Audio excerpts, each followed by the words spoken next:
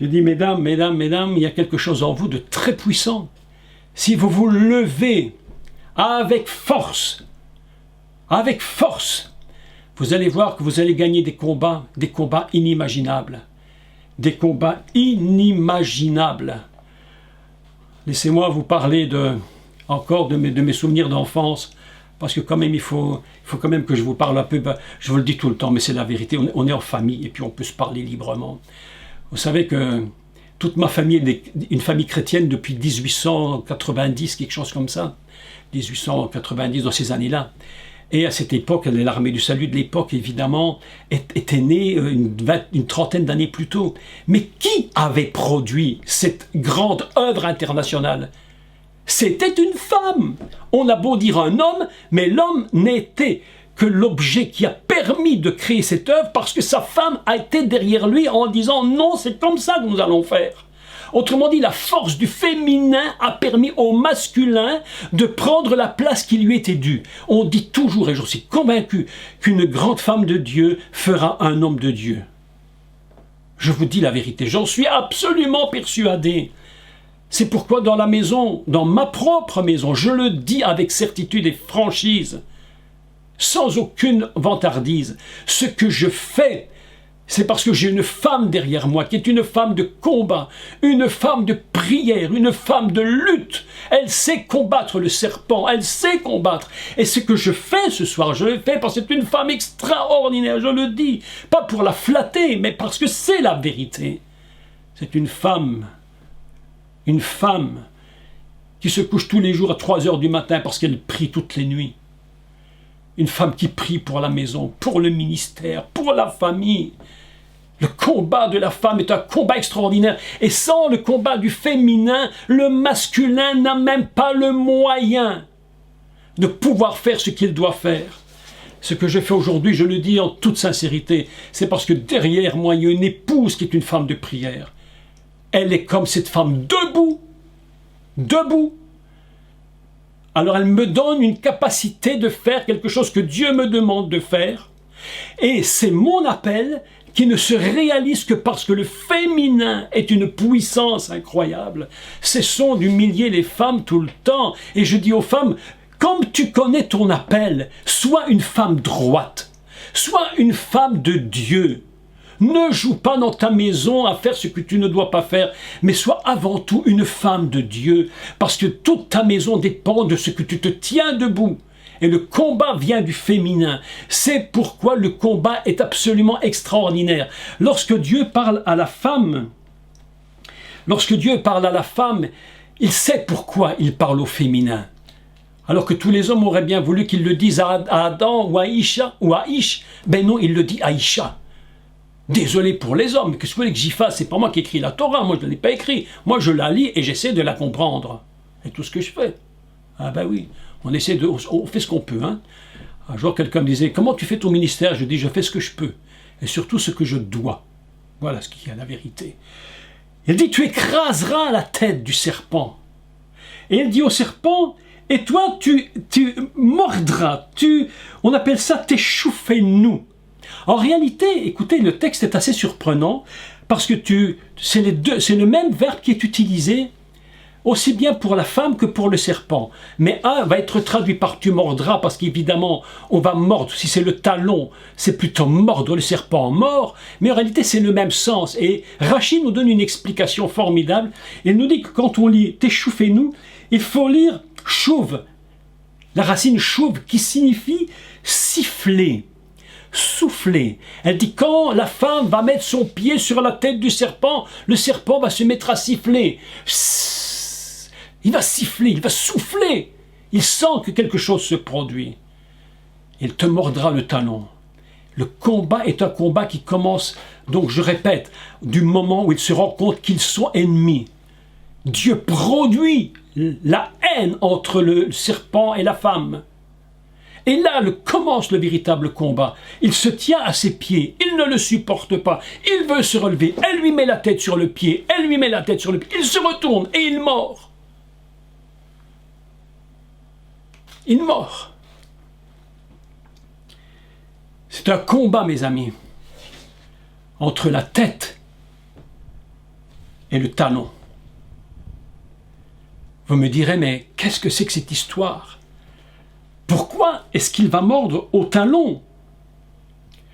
Pourquoi le serpent ne peut-il pas se retourner et subitement attaquer et mordre à la cuisse, par exemple, au mollet?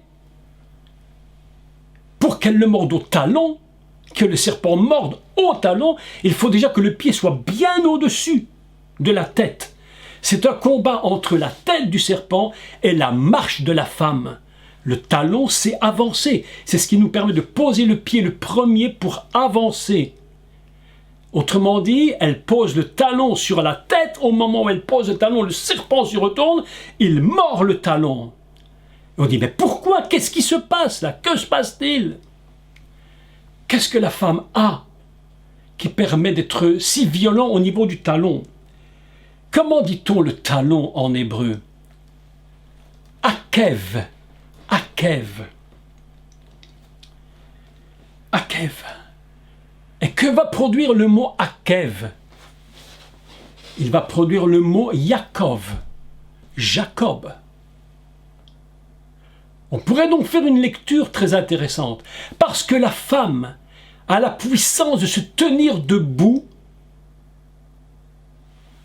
et qu'elle met son pied sur le serpent, alors la force du masculin est en train de se mettre en place. Parce que Yaakov, c'est le masculin. C'est celui qui va engendrer Israël. Et d'Israël va sortir le Mashiach. Vous comprenez? Il te mordra le talon, Akev va produire Yaakov. Le talon, en réalité, c'est quoi? C'est Jacob manifesté à travers toute la puissance du féminin. Et mes amis, lorsque Dieu parle à la femme, en réalité, il donne à Jacob la capacité de marcher sur le serpent. C'est pourquoi nous devons éviter à tout prix de simplifier l'histoire de la femme et simplifier l'histoire d'Adam en disant Dieu parle à la femme puis il parle à l'homme. Non, en réalité, il parle aux deux à chaque fois. Mais il définit chaque situation dans une dimension soit masculine, soit féminine. Vous me suivez bien? C'est très important ce que je dis. Parce que Dieu, il met au niveau du combat l'homme et la femme. Ils sont au niveau tous les deux du combat. Et lorsque Jacob va devoir engendrer Israël, là va commencer, ou plutôt va se manifester un terrible combat entre Jacob. Pourquoi Jacob? Pourquoi Jacob? Pourquoi le talon? Parce que nous allons nous souvenir quel sera ce grand combat. Et pourquoi le grand combat? Sans pitié va se mettre en place. Parce que Jacob, c'est celui qui avait pris le droit d'aînesse à Esav. Esav n'en voulait pas. Donc vous voyez que dans le texte de Genèse 3, c'est tout un récit, mais complètement prophétique. C'est complètement prophétique concernant Israël. Le salut vient des Juifs. Le salut vient d'Israël. Et le combat avec Israël sera un combat terrible. Aujourd'hui encore, vous vous souvenez que j'avais souvent expliqué que la destruction du peuple d'Israël, par tous les moyens possibles, c'est quoi ce combat contre Israël? Par tous les moyens. C'est la voule, c'est le serpent qui veut détruire complètement le principe de la postérité. C'est pourquoi il y a le double combat. Il dit, la femme et toi, vous serez en inimitié, en haine, vous serez ennemis. Mais il y a un autre combat, c'est le combat des postérités, mes amis. Le combat des postérités. Je mettrai inimitié entre toi et la femme, entre ta postérité et sa postérité. Nous apprenons donc qu'il y a deux postérités. Une postérité complètement satanique, une postérité du serpent, et une postérité complètement messianique, celle qui va apporter le Messie au monde. Et le véritable grand combat se trouve au niveau de là-haut, lorsque le serpent et lorsque le Messie sont décidés de s'affronter. Mes amis, c'est un affrontement, mais inimaginable. Ce sont des explosions. Nous n'avons même pas vu encore le minimum de ce qui se passe. Nous sommes sur une terre où nous ne voyons qu'avec nos petits yeux terrestres. Mais si nous avions les yeux ouverts sur ce qui se passe dans le combat en haut, mes amis, mais je vous dis la vérité, nous serions en prière 24 heures sur 24. Les chrétiens ne prient pas beaucoup. Pourquoi est-ce qu'ils ne prient pas beaucoup? Pourquoi ne combattent-ils pas beaucoup? Parce qu'ils ne voient pas ce qui se passe au-dessus d'eux. Mais s'ils voyaient ce qui se passe au-dessus d'eux, ils seraient déjà à genoux en train de dire « Seigneur, mais s'il te plaît, libère-nous. Tu ne vas pas nous laisser dans une telle situation. » Et la prière deviendrait une arme nécessaire que l'Église ne se rend même pas compte. L'Église aime beaucoup chanter, elle aime beaucoup louer. Elle aime beaucoup. Mais lorsqu'il faut prier, vous ne trouvez pas grand monde à la réunion. Ah, mes amis, je me souviens lorsque j'étais jeune avec mon frère André, partions dans les réunions, un jour on s'est retrouvés, juste lui et moi. Personne n'était venu, c'était terrible. Et on s'est rendu compte que vraiment les gens ne sont pas combatifs. Pourquoi est-ce qu'on n'est pas combatif? Parce qu'on ne se rend pas compte que l'ennemi est au-dessus de nous en train de nous exterminer.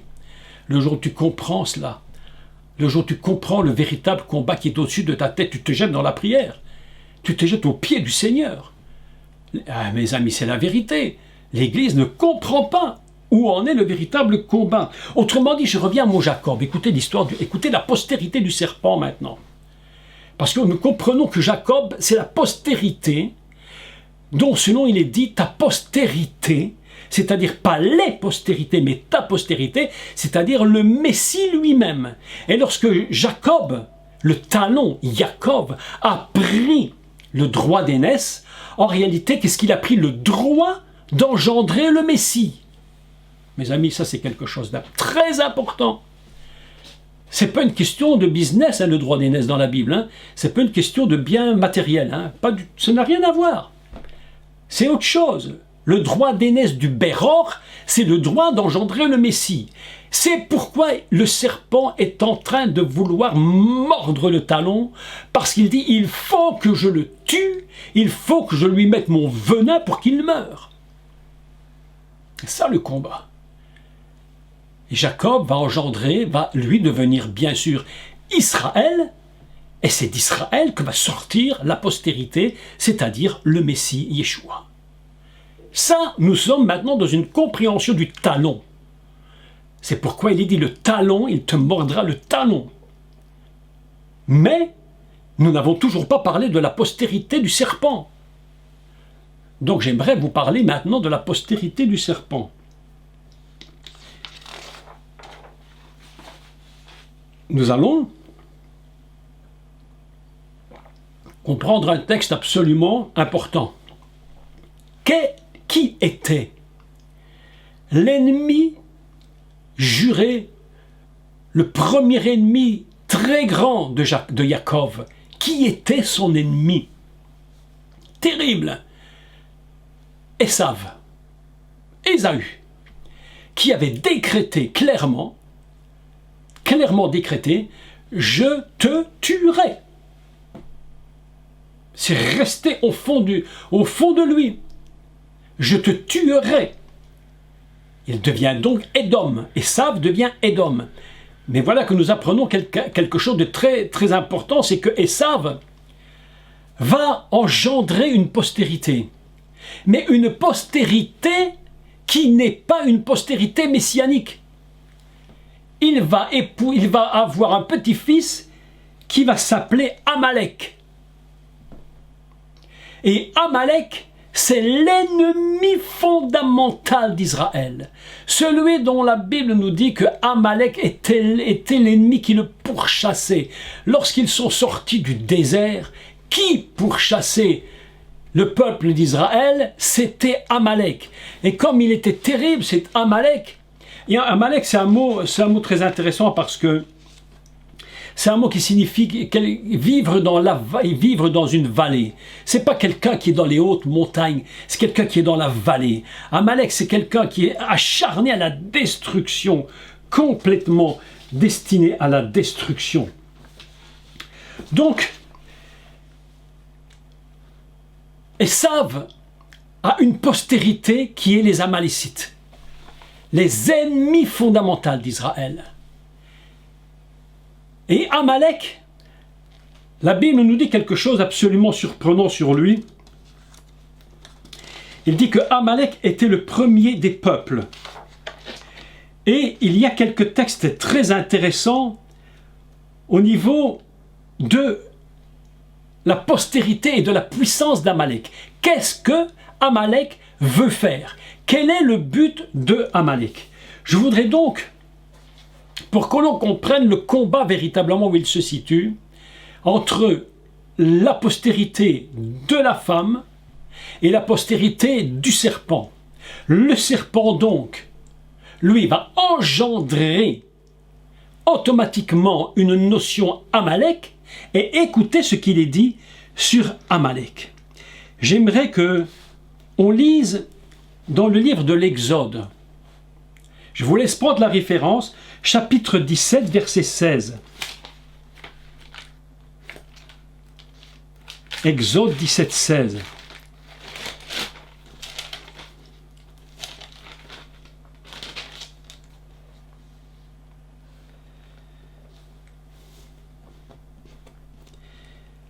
Donc je lis. Attendez, je reprends. Parce que parfois les références ne sont pas les mêmes que... Ah oui, là, ici c'est dans... Oui, c'est ça, 17-16.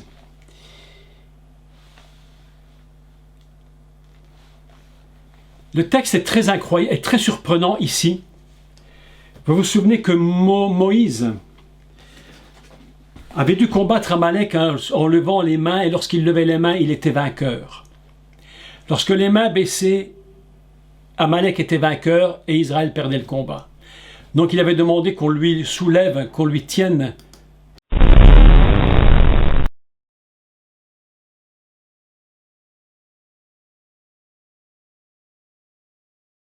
Donc on fait comme si on n'avait rien, comme si ça ne s'était pas coupé. Hein, et on recommence ce que nous disions. Donc nous étions arrivés dans Exode chapitre 17 et au verset 16.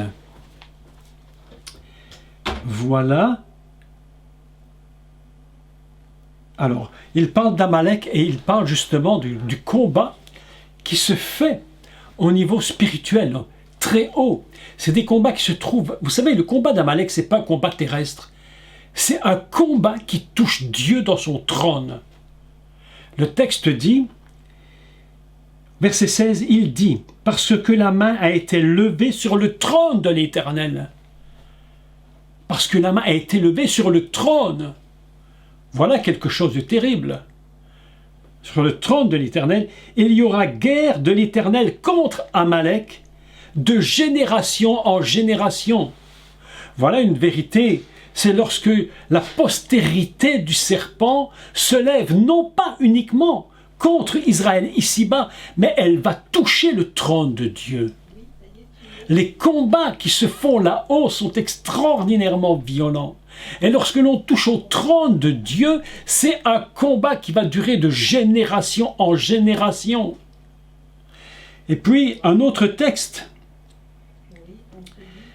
dans le livre des Nombres. Écoutez, alors là, c'est un texte très surprenant concernant Amalek. Il va dire quelque chose d'absolument surprenant. Livre des Nombres, chapitre 24. Nombre 24 et au verset 20. Un texte très étrange d'ailleurs. Un peu différent dans le texte hébraïque, il est un peu meilleur dans le texte hébraïque, mais je le lis tel qu'il est ici. C'est Balaam qui prophétise sur Amalek, il prononça son oracle, il dit « Amalek est la première nation ». Il dit, en réalité, il dit « Amalek est la tête des peuples. Amalek est la tête des peuples. » C'est bizarre. Comment Amalek est-il la tête des peuples? Mais il continue en disant, donc, Amalek est la tête des peuples, des nations, mais un jour il sera détruit. Voilà quelque chose de surprenant concernant Amalek.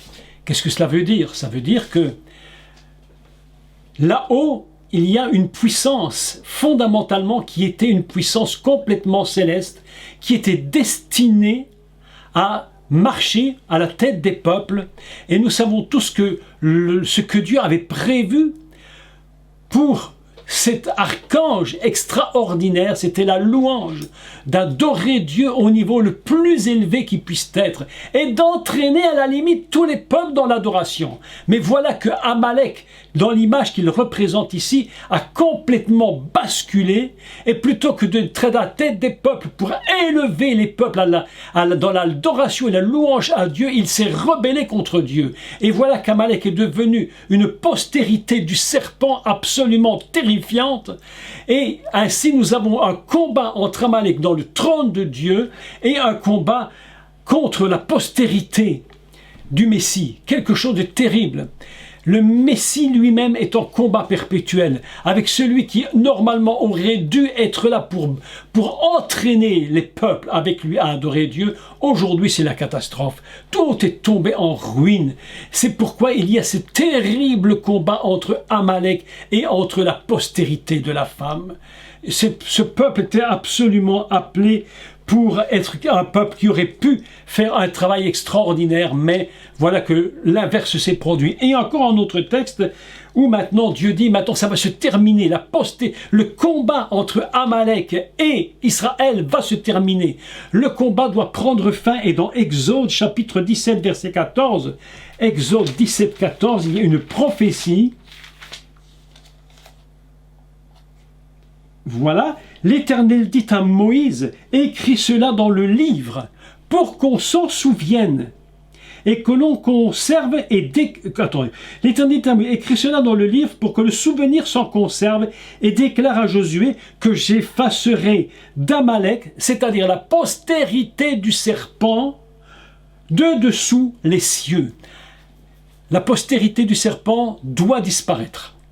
Le combat entre Israël et Amalek, Israël doit être vainqueur.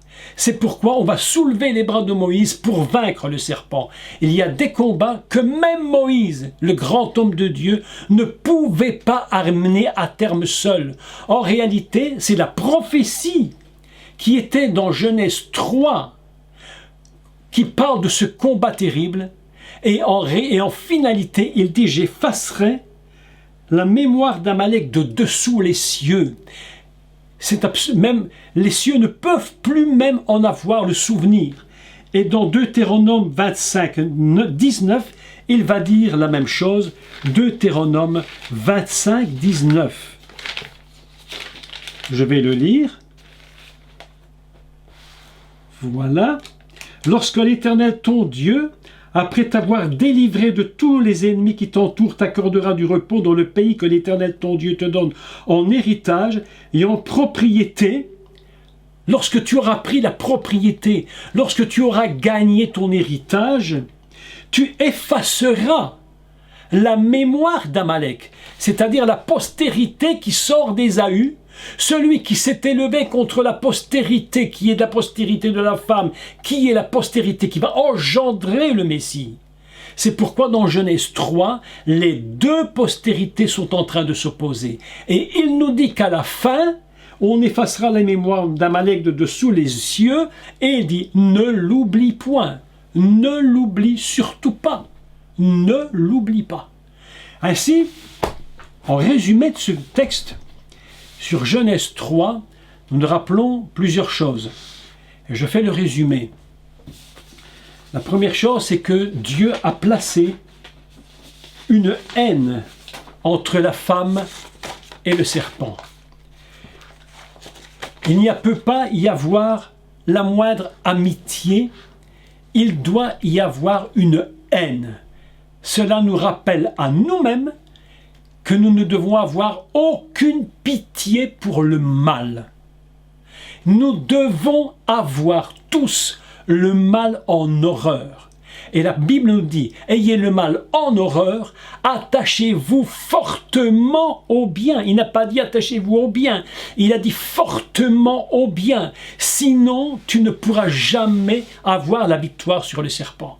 On n'écrase pas la queue du serpent, on écrase la tête du serpent. Et c'est pourquoi, dans cette notion du féminin, le talon, c'est le masculin. Et lorsque Dieu va donner la sentence sur Adam, ce n'est pas seulement sur l'homme, mâle, mais c'est aussi sur le féminin. Ainsi, nous constatons que dans ce texte, le grand combat se mène toujours d'un commun accord féminin et masculin. Il n'y a aucune autre possibilité. D'ailleurs, Dieu va produire le Messie à partir de ce qu'on appelle donc Alma, c'est-à-dire la Vierge. Et elle enfantera un fils, le Machiach. C'est-à-dire que sans le féminin, le masculin ne peut pas avoir de la victoire. C'est une leçon, mes amis, écoutez, une leçon fantastique que l'Église doit absolument comprendre. Le travail que Dieu demande à la femme, c'est d'engendrer. Et le travail que Dieu demande à l'homme, c'est de pouvoir exercer son ministère d'autorité et de puissance soutenu dans la notion du féminin. Le combat est absolument à ce niveau-là. Je ne peux pas accepter qu'on dise simplement « femme, tais-toi » alors qu'il y a derrière la force féminine une capacité d'engendrement absolument évidente en ce qui concerne le combat contre le serpent. Je voudrais que toutes les femmes et tous les hommes qui m'entendent comprennent cela, pour qu'on arrête de faire des églises. Un jour j'étais dans une église, je fais la parenthèse, et j'étais dans une église et je rentre dans l'église, on m'avait invité à prêcher. Il était écrit en grand au-dessus de l'estrade, Église des frères. Église des frères, écoutez bien l'histoire. Ah non, mais là, quand on atteint des combles, c'est les combles. Là, le comble, c'est vraiment le plus haut possible, au-dessus il n'y a plus rien. Église des frères, je me retourne dans la salle, il n'y avait que des femmes. Alors je devais prêcher pendant 3 jours. Et je me suis retourné vers le pasteur, j'ai dit, mais attendez, c'est quoi cette église des frères? Mais ici, il n'y a que des femmes. Pourquoi vous appelez ça l'église des frères? Les amis, tant qu'on ne comprendra pas, tant que l'église ne comprendra pas que la dimension du combat, ce n'est pas une dimension, seulement une dimension d'homme. C'est une dimension qui nous appartient à vous les femmes et à nous les hommes. Et la responsabilité de la femme dans le combat contre les serpents est une dimension absolument gigantesque. Gigantesque. Le pouvoir de la notion féminine est immense. Et nous, les hommes qui faisons un ministère, nous sommes soutenus et nous devrions être soutenus par la dimension de nos épouses qui prient pour nous et qui permettent que nous fassions ce que nous faisons. Je le dis avec certitude et je l'affirme beaucoup. Mon épouse est ici à côté de moi.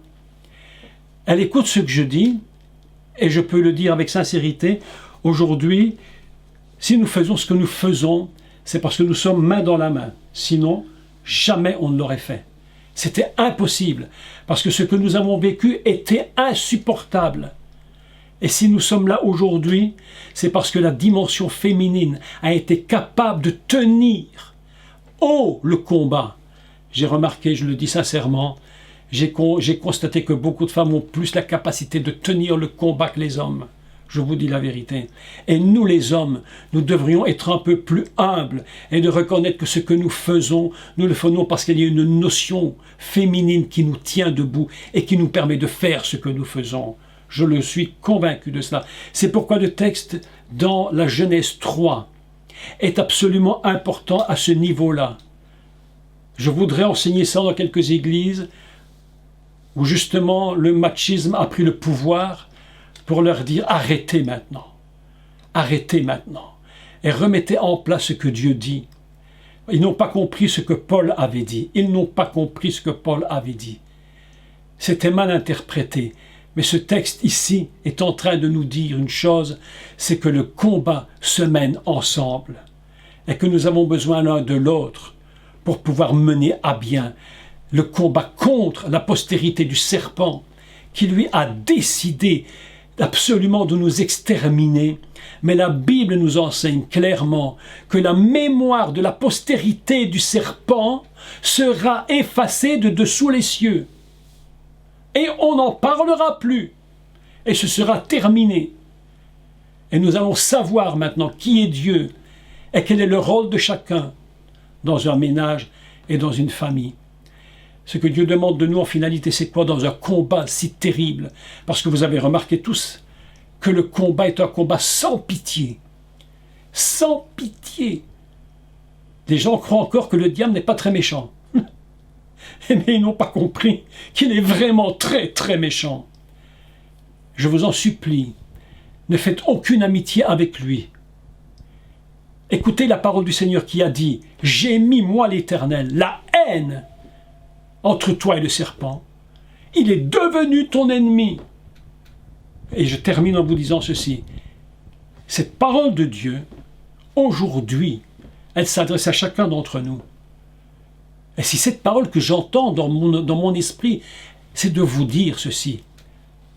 J'ai mis la haine entre vous et le serpent. Il est votre ennemi. Ne lui prêtez aucun intérêt si vous voulez avoir la victoire.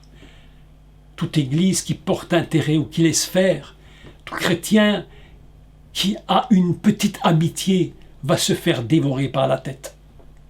Soit tu lui écrases la tête, soit c'est lui qui te mange par la tête. Un serpent mange toujours son ennemi par la tête. Toujours par la tête. C'est pourquoi la Bible nous enseigne que tu lui écraseras la tête avant qu'il ne t'écrase la tienne. Voilà le texte que nous enseigne Genèse 3. Ça, c'est tellement important que vous le compreniez. Tellement important.